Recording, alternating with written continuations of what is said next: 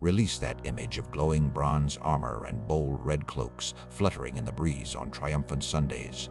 The true spirit of Sparta didn't come from grand marble arenas or from legends etched in the earth by epic battles. Instead, it took root in cold, sparse rooms, nurseries where fear set the rules. Intimacy wasn't born from love or attraction. It was shaped by a chill sense of civic duty. In Sparta, bodies weren't treasured as personal gifts. They belonged to the state. Desire was no longer personal. It was a matter of obligation. And what the rest of the world called love, the Spartans knew only as obedience. From the very beginning, a Spartan child was not cherished by their parents, but enlisted as property of the city, a city that had turned control into an institution. Every relationship started not with a personal choice, but with a command. In Sparta, marriage was an equation. Rank, lineage, power, and legacy all took precedence over matters of the heart. Seasoned officials, long separated from kindness, judged young citizens much like livestock at an auction. They inspected backs, joints, bones, and even the rhythm of breathing, always on the lookout for pairings that could create the next generation of warriors. Love was not forbidden, but in Sparta, it simply did not matter. In Sparta, a family that failed to produce strong children was seen as betraying its own homeland. Nothing was left to chance. The state decided who would marry whom. Strength was matched with strength, not for pleasure, but for a greater purpose. Those considered unworthy had no say. They watched, worked, and accepted their fate. Unlike women elsewhere, Spartan women did not stay hidden behind closed doors. They trained in the open, building resilience through running, wrestling, and throwing spears in the dust. But this empowerment was not true freedom. All their training was designed for one reason: to prepare them for childbirth. Each young woman was reminded her body belonged to the collective. Her womb was judged by its ability to bring forth new soldiers. They were told that honor in motherhood wasn't about tenderness, but about productivity. A woman's value wasn't measured by her capacity for love, but by the strength and health of her sons. They quickly learned that gentle emotion was a luxury denied in a society obsessed with strict control.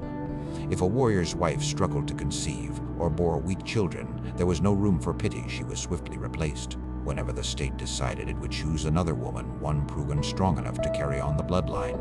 This process wasn't seen as shameful. There were no secrets, because betrayal wasn't possible where love had never been part of the equation. Instead, it was viewed as a duty to serve the greater good. Men saw these arrangements as city-given honors, while women accepted them as simply part of the strict order. In Sparta, intimacy itself was managed by the system. Each private moment counted as one more entry in the city's ledger. And when the moment of birth finally came, there was no air of celebration or joy. Instead, mothers often wept, not out of relief, but out of dread for what would come next. The moment a child was born, it was taken from its mother's arms and brought before a council of elders. These were old men who had long forgotten mercy. They inspected the infant carefully, handling it like a tool fresh from the smithy, turning it this way and that, examining every muscle, every sound, every tiny movement. With this inspection, they decided the baby's fate. If healthy, the child would be accepted as Spartan. But any sign of weakness meant removal. Infants judged unfit were carried to the base of Mount Taygetus, to a desolate spot called the deposits. There they were left to the harsh winds and waiting predators. The elders claimed this was not killing, it was simply returning flawed material to nature. In their eyes, gentleness was a dangerous weakness that could erode the very foundation of the state. Only strength was valued, because only strength could protect the city. Mothers remained silent, having learned that grieving was a betrayal of their duty. Their pain was never spoken. It was buried deep, hidden under the same earth that took their lost children. The roots of this cruelty stretched all the way back to the earliest days of fear. Sparta was a small, isolated city, surrounded by enemies and relying on the constant work of the Helots servants, who greatly outnumbered the citizens. The Spartans believed that even a single weak generation could seal their fate.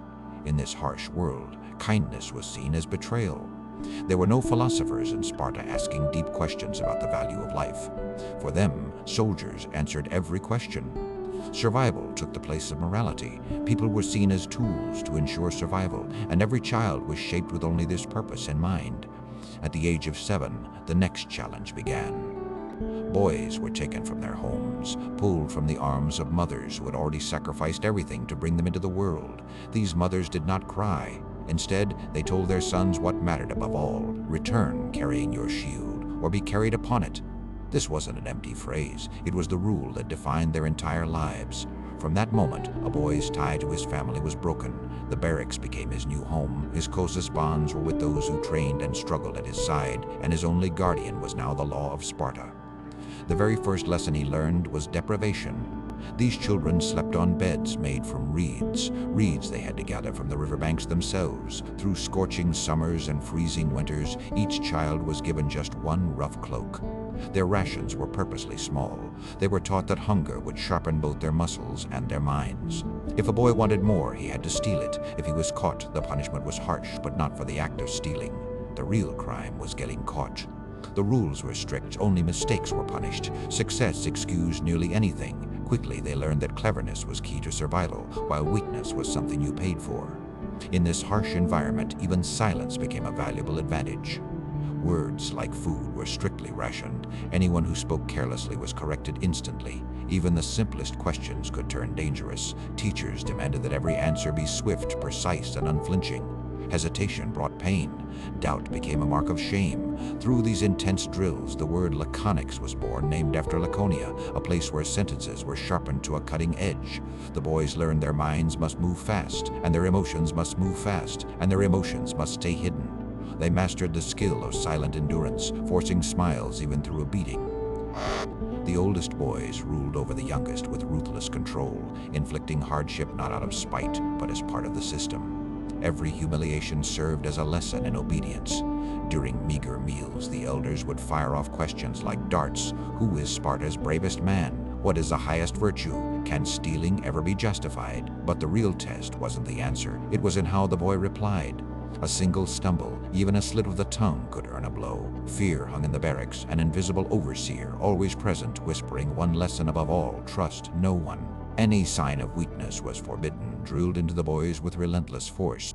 Each year, the boys' courage was pushed to its limits in a public ordeal to honor the gods. At the temple of Artemis Orthia, boys were commanded to grab cheese from a sacred stone, while elders and priests whipped them without mercy.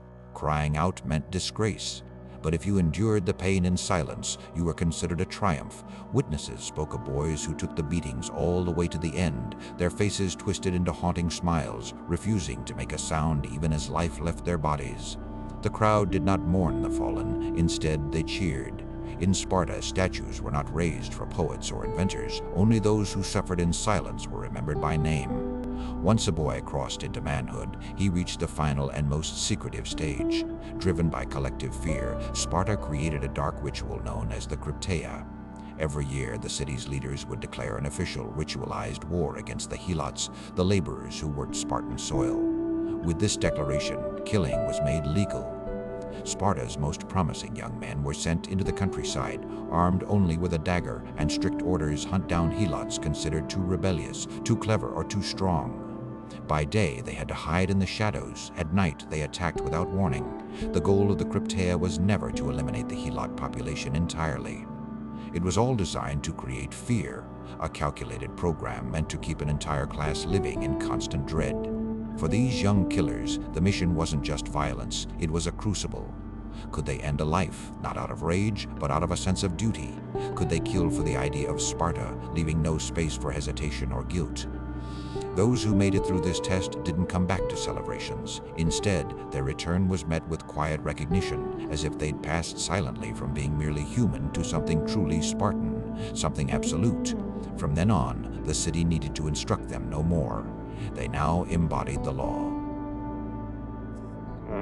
The wedding ritual was anything but tender. As part of the ceremony, the bride's hair was cut short. She dressed in men's clothing and waited alone in a completely dark room. Her husband, still tied to his military barracks, would sneak away just for a brief visit, always leaving before dawn. This secrecy wasn't by chance. Spartan law actually feared the power of romantic bonds more than infidelity. If a man loved his wife too deeply, he might lose his edge on the battlefield. Desire could pull him away from strict discipline. In Sparta, even intimacy was measured and controlled. Yet the women kept silent, never voicing a single complaint. They were taught that their bodies mattered to Sparta as much as its walls. Their duty was to rebuild what endless war and training had destroyed. These women faced hardship with stubborn pride, finding strength even in pain. When their sons were taken at age 7, they let them go willingly, urging them to win victory or never return. In that moment, the state's grip on the child was total. Sparta had overridden even the most basic human bond, the one between mother and child, with a colder, shared loyalty to the collective. For centuries, this relentless system endured. Spartan warriors became legends, feared throughout the ancient world. They charged into battle without hesitation, met death without flinching, and followed every order without question. But beneath this image of perfect discipline and battlefield glory, something was quietly going wrong. With each new generation, there were fewer true Spartan citizens. Every victory demanded a price that Sparta could no longer afford. The strict system that had created Greece's strongest warriors was slowly beginning to consume the city itself. In the end, the very qualities that made Sparta great would ultimately lead to its downfall. As the city stood at the height of its glory, hidden cracks had already begun to form in its once unbreakable armor. What was once a society united by a common goal was slowly turning into a system weakened by its own relentless quest for perfection. The same machinery that produced the world's greatest soldiers was also paving the way for their eventual disappearance. The strict discipline that gave Sparta its power started to suffocate the city from within. Rules that turned children into legends left no room for the slightest weakness, even as the world beyond the mountains changed faster than the Spartans could understand. Spartan dominance was once unquestioned. Their values were unbreakable.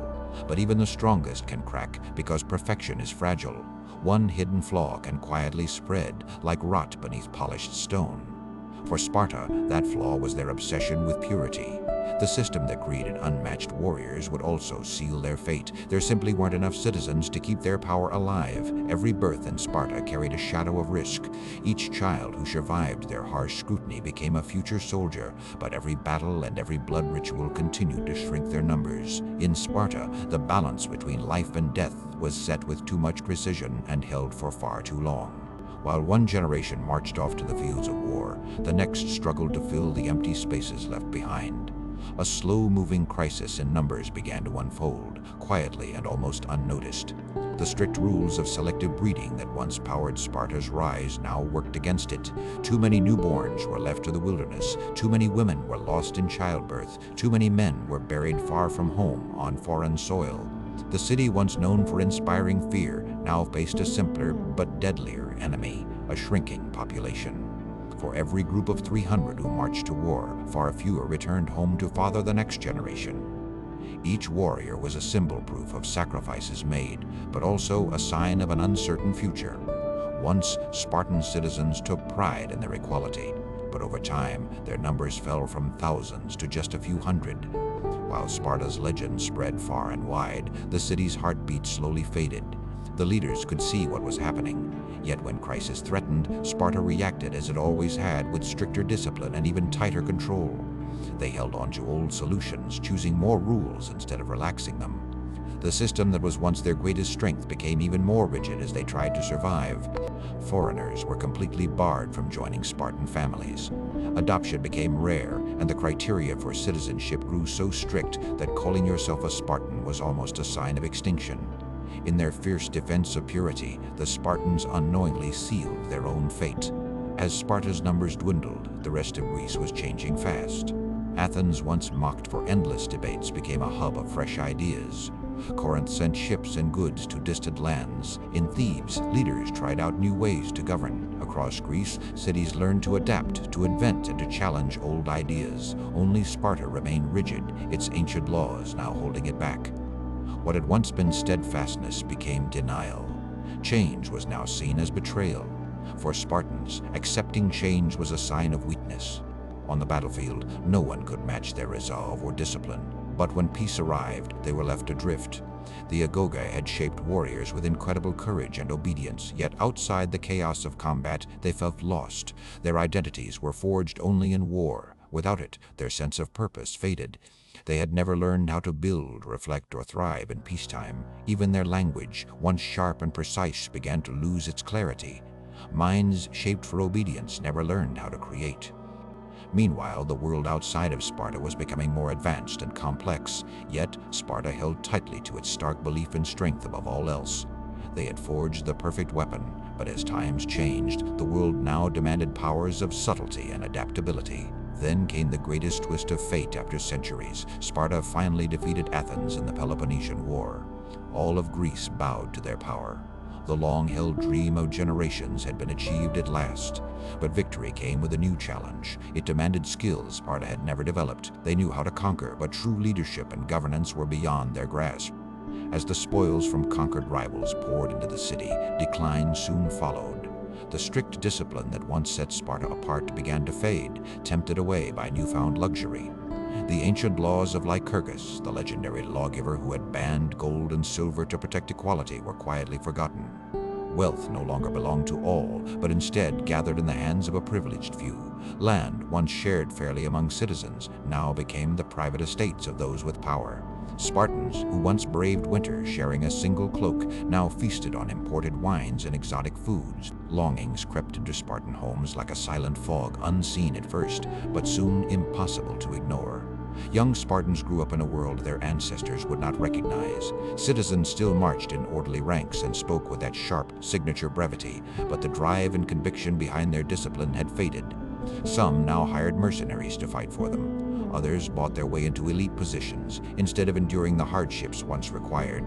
The Agoge, once a crucible that burned away all weakness, became little more than a hollow tradition. Once, sacrifice was the foundation of the city, but over time, comfort began to take its place. Although decline didn't destroy Sparta overnight, it made the city vulnerable, softening it for a fatal blow. That moment came not from within, but from outside. A commander arrived who understood what Sparta had forgotten, that victory in battle is about more than just strength. It's about the ability to adapt. In 3071 BCE, near the small Boeotian town of Leuctra, a leader from Thebes named Epaminondas changed the rules of war. While Spartans had always fought in tight, unyielding formations as rigid as the city's own walls, the times were changing. Sparta always believed their perfect formation was unbeatable. But Epaminondas wanted to prove them wrong. He gathered his best fighters on one side, stacking them 50 men deep, and aimed them straight at the Spartan, right where the king stood. The attack was shocking, unexpected, and absolutely devastating. The Spartans couldn't handle this surprise. Their usually perfect lines collapsed under the weight of Epaminondas' strategy. When the battle ended, their king was dead among the fallen, and with him, the myth of Sparta's invincibility faded away. The defeat at Leuctra was more than just a simple loss on the battlefield. It shook the very core of Spartan existence. For centuries, Sparta believed its system was unbreakable.